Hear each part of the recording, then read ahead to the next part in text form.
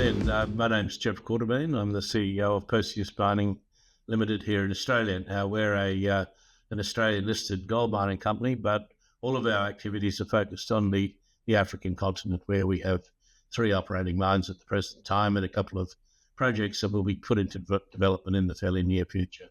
So very much an African-focused business, and one that is performing reasonably well in the current environment. Jeff, good to see you again. I thought I'd kind of reach out to you because we've heard lots of kind of commentary out there about the ability to do business in certain jurisdictions. I think some people don't quite understand Africa. You operate in multiple jurisdictions in Africa. And I'm interested in one particular aspect of that in terms of your operations, which is ESG. It's been very topical, shall we say, for the last 3 years. Funds demanding that companies spell out their ESG plans, but it seems to have gone away again. Was it just a fad? Is it important? And in terms of your business, how does it direct and drive your operations on the ground in Africa? Well, look, I don't think it's gone away anywhere. I can assure you. I mean, the compliance obligations are still there and do take a lot of effort. But look, as a subject, I mean, it is terribly important. Let's be frank. Perhaps not in the way that might be fully recognised in the broader, commentariat. But if you look at the way we operate, I mean, for us, ESG is spelt slightly differently to the way other people spell it. We spell it with small e, a large capital S, and a small g, on the basis that environmental obligations are spelled out very clearly, and you must comply with those things. That's a non-negotiable. And similarly in the governance area as well. I mean, that's a non-negotiable, particularly for a company like ours that's listed in Australia, in Toronto, has bankers all around the world and shareholders around the world. So we're, very well governed through legislation, regulations, et cetera, et cetera. And once again, it's a non-negotiable. You must comply with those things. But for us, the S piece is super important, because it's as simple as this. If we don't have a social license to operate, if we're not welcome in our host countries, we've got nothing at all. Doesn't matter how much money we have or how clever our people are or how good our assets are. If we're not welcome, we don't do anything. And so that's where we put our effort. And that's why we say ESG is very important. Right, but you operate in 3 different countries. Is it a simple blanket approach, as you spelled out? Small e, capital S, small g. Does each country, do the people there, federally, statewide, or provincially, do they behave the same way? Are their expectations the same? Do your team behave the same way? No, not at all. I mean, as we know, Africa has, 51 to 52, 53, 54 different countries, depending on your definition. And ethnically, there's a lot of differences. Historically, they're very different, having had, say, British or French or Belgian, whatever colonial background. So a lot of different influences in each of these countries, and it does drive people's thought processes and behaviours. So no, it is very different. And I think that one of the keys to our success, I suppose, or one of the things that the most important piece of information that we know is that we don't know. And so when we go to a place, we go there very much with the mindset that we're going to learn what the situation is, learn from the local people, take their advice, and adjust our business model to suit the circumstances. Having said that, we have a very, very clear set of values, and they are inviolable. So provided those core values are not bent in any shape or form, we're happy to bend our business model to be able to accommodate the needs of our hosts. And, that may mean, we do something differently in terms of, how we process our materials, or how we sell our gold, or how we buy supplies of goods and services, et cetera, et cetera. But it's really, really important, I think, to be able to listen, first of all, and to learn, and then to be able to work in collaboration with your host, so that everybody has a win. But let's be really blunt about this and really clear about this. There's got to be a commercial imperative to the things that companies do. So, as far as you're concerned, the kind of environmental component, that is absolutely 100% predicated on your company's ability to do business in country and I guess that the economic benefit to your company. That's what this is about. But how do the locals read that? Because obviously you're the foreigner in the country.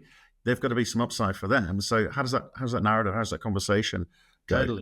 Totally, absolutely. And I mean, our mission as a company, our stated mission as a company, is to generate benefits for all of our stakeholders in fair and equitable proportions. And it's that last piece that is terribly, terribly important, in fair and equitable proportions. Now, what is fair and equitable to me may well not be fair and equitable to, a citizen of one of these countries. And that's the negotiating piece. We have to work out, what is fair. We have to be able to, generate benefits for our shareholders.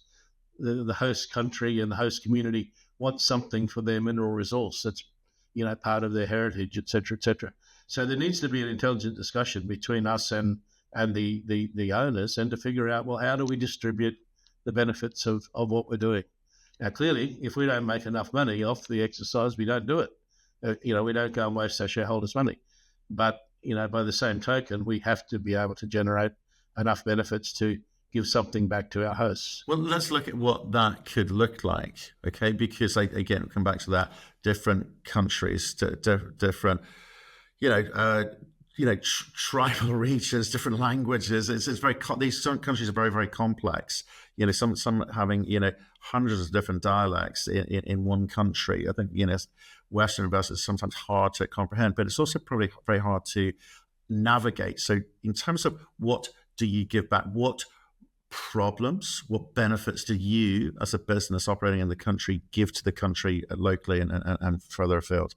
Okay, well, I mean, clearly the most important thing is financial benefit for the host government. And I'd have to say, even though there are many countries on the continent, they do sort of seem to work together fairly well in the sense of learning from each other. And if you look at the fiscal regimes across the continent, they are almost converging on a business model where, say, in the case of gold, usually the country will have a carried interest in the project.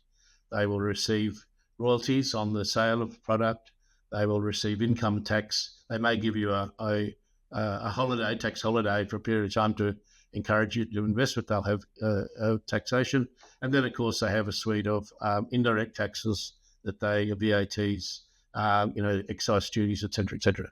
So when you add all this up, it's very, very rare in our experience that the government would take less than 50% of the revenue that's generated in the business. I mean, they certainly get their fair share, and in some cases, it's quite a lot higher than that. But that's the government perspective. I mean, and they're looking for money. From a community point of view, they want to be able to live a good life. They want to be able to educate their children. They want to be able to, feed themselves well, and be able to live in harmony, basically.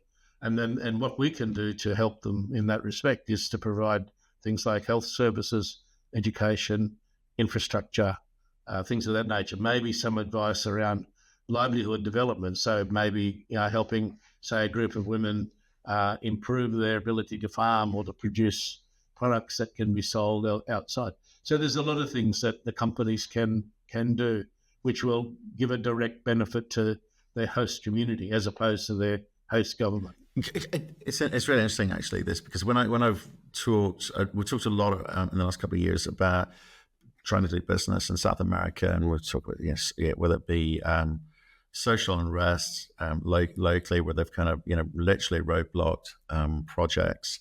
We talk about the kind of the politics, the changing politics of South America, and you look at some of the problems, and you look at some of the solutions that the companies come in there with, and they have a sort of Western view of what the local community needs, and they kind of overlay that Western thought process. For you guys, when you're kind of working in country, you're trying to get skilled labor, you're trying to get good community relationships and buy-in, I guess, to what you're doing. How does that work locally in terms of what your team do? And again, what's the benefits to you if you get that right, and specifically, how do the locals view you as a business if you do get that right? Well, someone explained it to me in really simple terms, and I was annoyed that I hadn't actually realised this for myself. But there's a pretty simple relationship there. If a guy or a lady's working for you in the mine and goes home at night and is ostracised in his community, or is criticised for working for them, etc., they're going to come back to work the next day in a very negative frame of mind, and they're not going to work as hard, and it's a destructive circle. On the other hand, if they go home at night and they're seen as something of a champion because they work for that company that's built us that dam or built that school, they feel good about those sorts of things, and when they come back to work, they're inspired and motivated. So we try to get onto that virtuous circle where people are, feeling good about being part of the Perseus team, and feel good about being able to actually contribute to the broader community. It's not quite as simple as that in some instances, though, because what you said is absolutely correct. That there are situations in some places where we've been where NGOs or somebody acting in good faith have decreed that this is the way you should do something.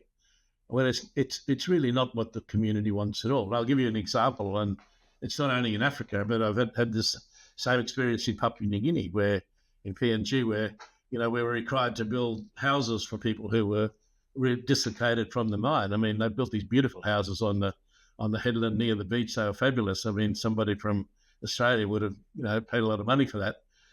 These folk had never lived in a house before, and they'd certainly never cooked in a kitchen.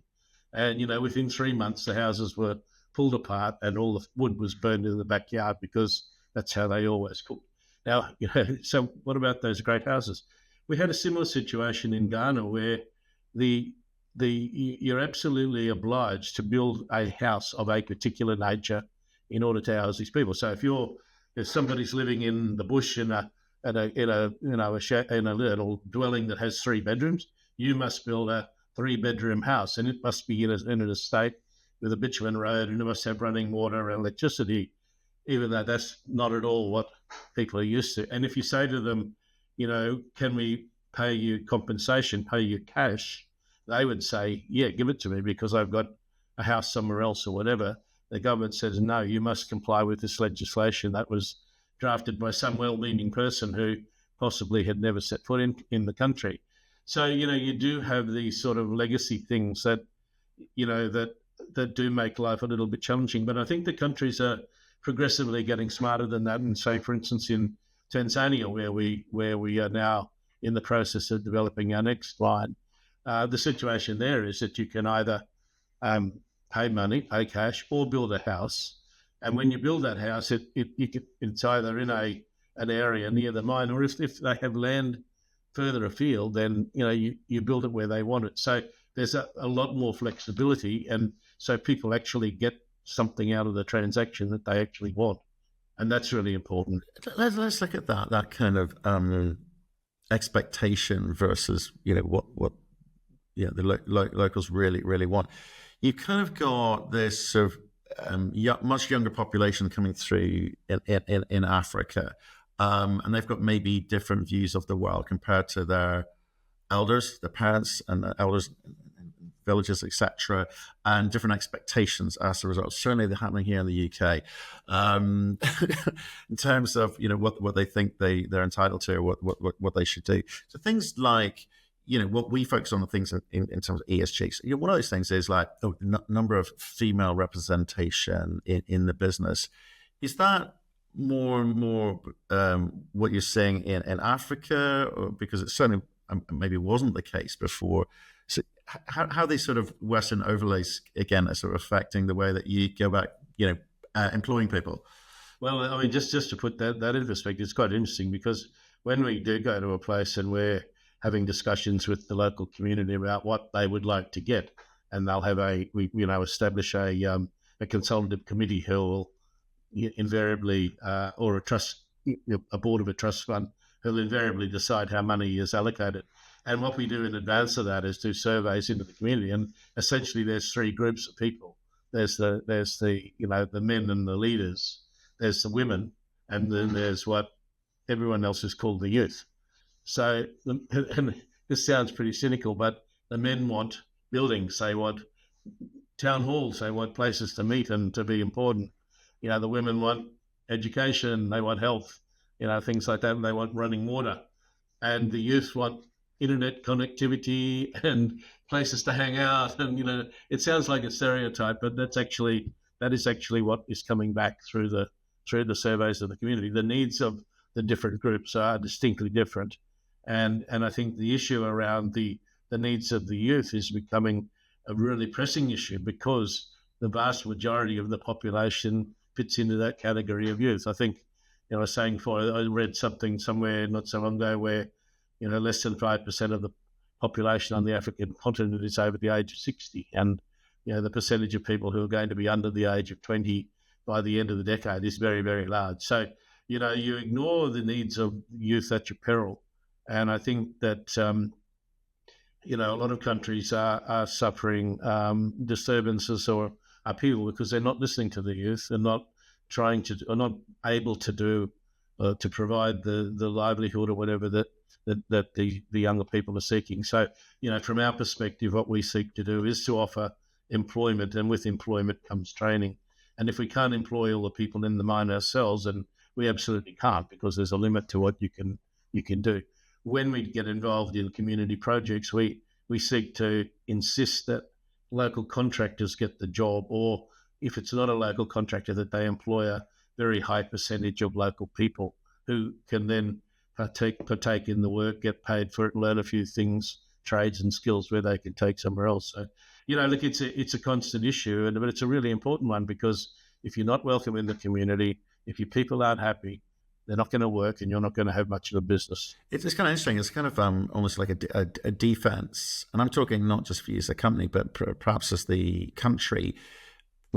Disenfranchised, bored youth sitting on their mobile phones, getting influenced by whatever, I suspect is a problem waiting to happen somewhere down the line. So the training bit, professional training, money, in the form of jobs, a fair day's work for a fair day's pay, or fair day's pay for a fair day's work, whatever the phrase is really, really important. But I guess the other kind of element to this is, and I know you've talked about it in the past in some of your conversations, which is this kind of SHED acronym of yours. Can you just maybe explain to people new to your story what that is? The SHED is a program that we put in place. It's around safety, and SHED, actually, the acronym SHED stands for Safely Home Every Day. So what we do, we work with our people and say to them that we want you to get home safely every day, and we want you to come back to work safely every day. So we help them to really appreciate that the need for safe practices is paramount, not only on the mine site, which they certainly are, but when they're commuting home. I mean, it's quite hair-raising when you see some of these guys get on their motorbikes of an afternoon with no helmets and roar off down the road and what have you. And of course, periodically the obvious happens and things like that. But even also just in their community and at home, I think their attitudes to safety are not the same as perhaps what we're used to. But, it's as important to us that they come back to work as it is that they go home. So, we're trying to look after them and improve their lives. So, we do work together very much on that, and we have this concept of shared responsibility. Perseus can do so much in terms of providing training and things of that nature, PPE, et cetera. But at the end of the day, they must take responsibility for themselves. They're the ones that put their hand in the wrong place or their head in the wrong place. They're the ones that hit the switch when they know that they shouldn't do that. And so we say to people, look, you are totally empowered if you feel unsafe in any situation to stop the work and to go to your supervisor and say, I'm not feeling good about this. What can we do?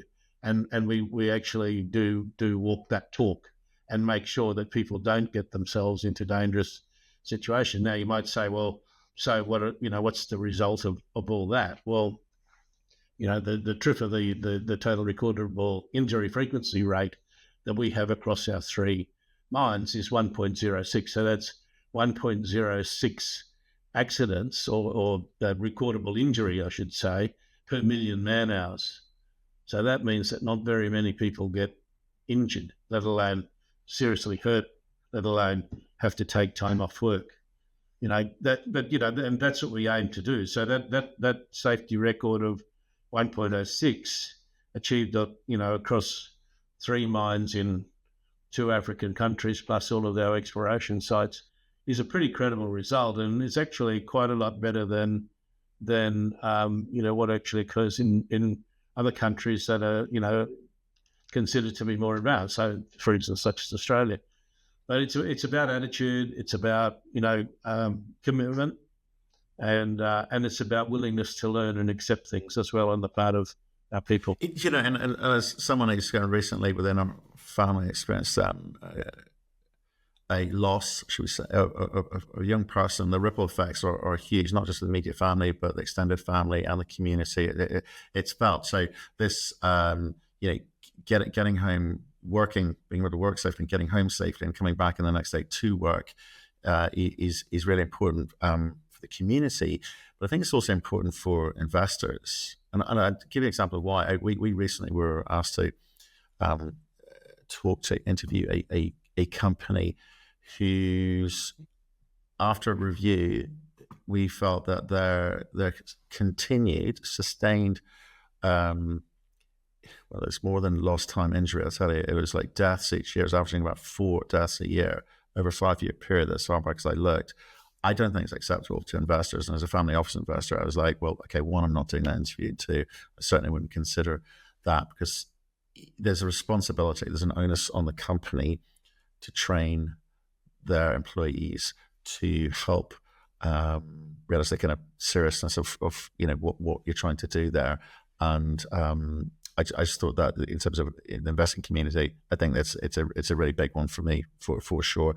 I'm sort of interested that you say that, in terms of your own rates, they're kind of lower than places like Australia. I mean, what are we talking about when we talk about lost time injury frequency? Are we talking like, serious injury? Are we talking about bang on the head, or what was it covered? Well, a lost time injury is you can't work. So it is, you might, have a serious laceration or a leg break or something like that. I mean, that's pretty serious. The total recordable injury though is so much less. I mean, that might be just scratching your arm or banging your head on the door or something like that. That's a much less severe situation. I mean, look, it's not to say that accidents don't happen; they do happen. And it's mining. Absolutely. We had a fatality ourselves a couple of years ago. One of our contractors did something pretty crazy, and a fellow unfortunately died as a result. Now, whether he died from the injury or from the treatment, I'm not quite sure, but that's a separate issue. The point is that the man died, and a family lost a father and a husband and a provider, and we took that very, very, very seriously. We took that to heart, and it was like a serious wake-up call for us as a company. This is not dress rehearsal. This is real life. And so we really doubled down or trebled down and went to town on our safety programs. Now, you talk about investors and what they think about it. I mean, I don't know for sure about this, but it'd be interesting to see if there's a correlation between people's attention to the detail of safety versus, as opposed to say their attention to the detail of running their business. I would say that probably is a fairly high correlation. So if you're thinking about these sort of things, you're probably thinking about running your business effectively as well. But I don't know for sure whether there is that tie-up. Yeah, I don't know. It's hard to get stats for things like that. But look, can we move on to the kind of small E bits here? Because I think there's possibly a thought with different types of investors certainly on the retail side, where you go, well, some countries don't really care. They're for different levels, different standards of ESG, and the government, the companies exploit that, depending on how desperate the country is for revenue. Because if you look at sort of license approval times in Africa, it seems to be way less than anything you'd see in Canada or the US. Is that true? I think licensing times probably are, but I don't think that's a reflection of anything, any lower standards, for instance. I mean, the standards that the countries set are pretty high. They don't, they take their reference points from all around the world. And, the standards that you as a company apply, I mean, you've got a responsibility, you've got to live with yourself as well. So, I don't think, I'd be very, very surprised if there are any mining companies these days who take advantage of lax laws to take shortcuts that are dangerous. There may be some, I don't know, but I'd be very, very, very surprised. And we, on the environmental side of things, I mean, we apply standards that would be the same as, if not better than what they would be anywhere in the world, in terms of making sure that we don't have emissions into the environment, et cetera, that are deleterious to waterways, et cetera. I mean, we do use diesel trucks and they do have emissions, but we, try to minimize those sort of things. One of the big frustrations for us, I have to say, on the environmental front, and I would just like to draw attention to this, is that we do pay a huge amount of attention to the environment on our licenses. So, set up around the perimeters of our properties are bores that, monitor water content, et cetera, to make sure there are no deleterious elements going into the waterways, et cetera, et cetera. But, sitting right next to our mine will be a mining operation by an artisanal mining group or by another third country national group, artisanals, they call themselves. We call them illegal miners or, semi-industrial illegal miners. And some of the practices that these people carry on with are absolutely appalling. And they do that with the full knowledge and consent of traditional leaders and, in fact, the governments as well. And we find that immensely frustrating, that here are we spending a lot of money, making a lot of effort to manage the environment on our property, to make sure that it's as pristine as it can possibly be, to rehabilitate when we disturb, and yet green lighting next to us are some of the most diabolical practices in terms of despoiling the environment that you're ever likely to see. And I think that experience is widespread across the African continent. And that is very disappointing. Absolutely, absolutely, and that's a global phenomenon, not just an African phenomenon. Here's a conversation which I kind of first had, I think maybe certainly 10 years ago when I was back in banking, and I think it was Zambia or Zimbabwe, possibly, looking at changing their mining code, and we bankers were like, "Oh, how dare they? How dare they? Change the mining code? It's going to be less profit, less margin for the mining companies which we're funding, and it sounds awful."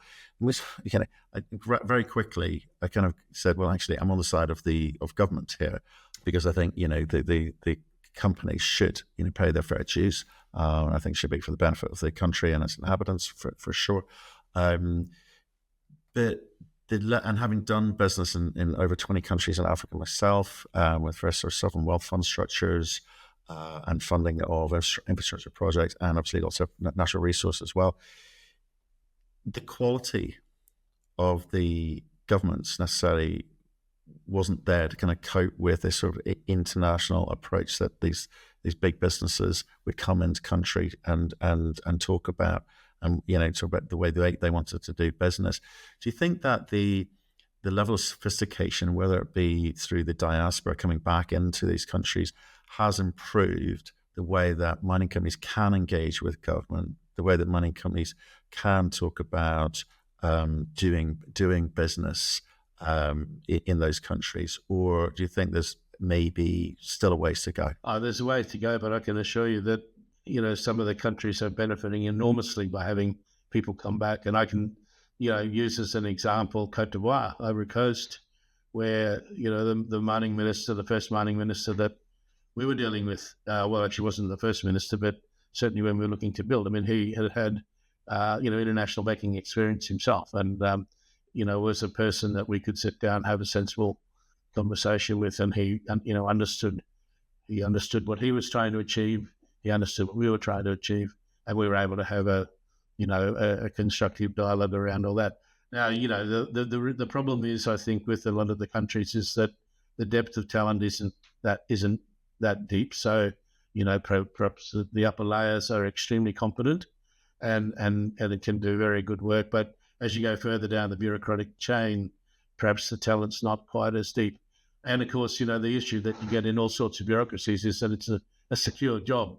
And people definitely don't want to lose the job, and they don't want to make a mistake and make a decision that could cause them to lose the job. So you do find the level of government inertia increase as you sort of get further into the organisations, and that can be quite frustrating for us as people who are trying to move on a fairly short time frame. But look, I mean, we've had extremely good experiences with our host governments, I have to say, in every place where we've operated, and we've gone out of our way to build relationships, to spend time talking to people and trying to understand their perspective and hopefully help them to understand ours, so that we can, get a mutual benefit out of the experience. So do you think there's any, again, I come back to sort of some commentary I've seen, over the past few years. I'm talking about 3 or 4 years where sort of North American newsletter writers, North American commentators talk about Africa, so the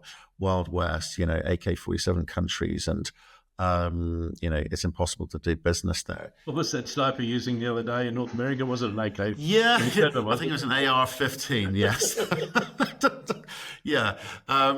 Don't worry. I'm on side with it. I've worked in Africa. I think it's a fantastic place to do business. I think you're fantastic people, and you just need to do things the right way, and things actually happen quicker. But but from your perspective, in terms of that defense commentary to people like that, perhaps who've not worked in Africa, not been to Africa, let alone actually say what it's like to operate a business in Africa.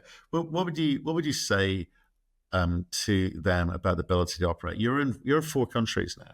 Côte d'Ivoire, Ghana, Sudan, and now Tanzania. How are you finding it?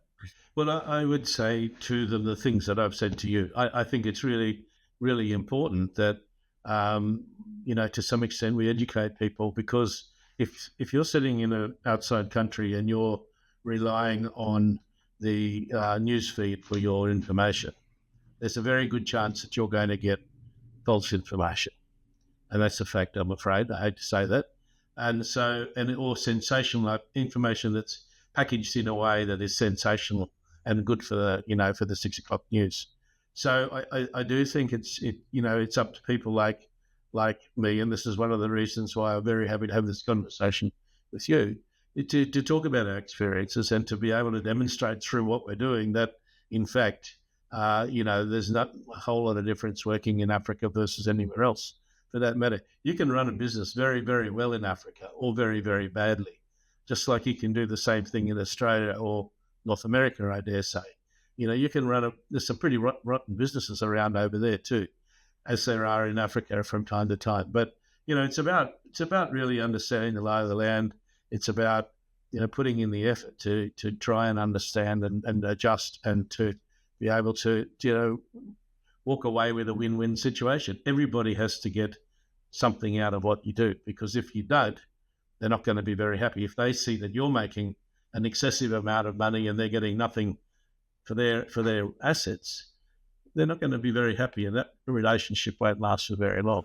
Well, look, Jeff, I think the absolute arbiter of all of this is, if you're able to do business, if you're able to produce the answers and you can sell those answers with a decent margin into the market, it says something's going right. And I think obviously you're delivering on that front. We've got the quarterly results coming up soon as well, haven't we? Yeah, that's exactly right. So Tuesday next week, we'll be putting our December quarter, actually our June quarter out, I beg your pardon, and our full financial year for fiscal 24.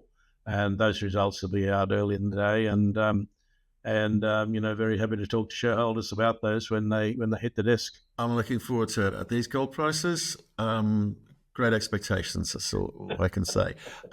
We'll see you next week, Jeff. Thanks for your time today. Very good. Thank you very much for your time.